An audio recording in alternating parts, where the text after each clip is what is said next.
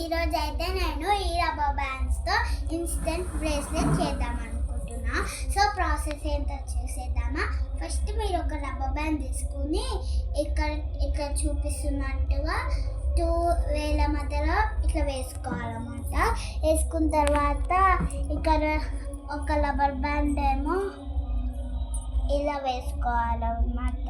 ఇట్లా వేసుకున్న తర్వాత దీన్ని మీదికి వేసుకోవాలి. ఇట్లా నేను చూపిస్తున్నట్టుగా ఇట్లా మీదికి వేసుకుంటే మీకు ఇట్లా అవుతుంది. దాని కిందకి అనుకున్న తర్వాత మీరు ఒక రబ్బర్ బ్యాండ్ ఇట్లా వేసుకున్న తర్వాత దీన్ని ఇలా అనుకున్న తర్వాత దీన్ని మీదికి అనుకోవాలి. ఇట్లా మీదికి అనుకున్న తర్వాత మళ్ళీ ఇంకొకటి ఇట్లా పెట్టుకోవాలి. సేమ్ ఇట్లానే ప్రాసెస్ మొత్తం చేసుకోవాలి.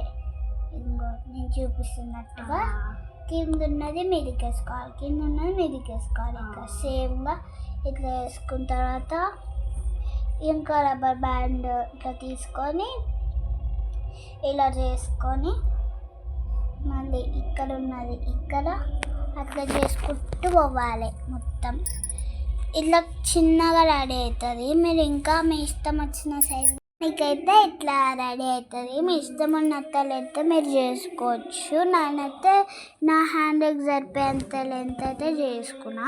టోటల్ కూడా మీకు చూపిస్తా ఎట్లా వచ్చిందో టోటల్గా.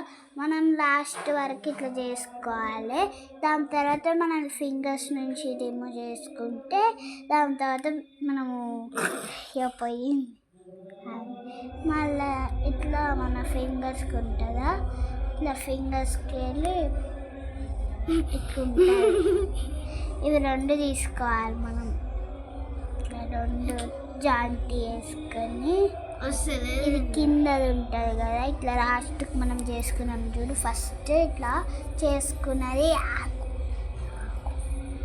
ఇట్లా ఇళ్ళకి పెట్టాలన్నమాట.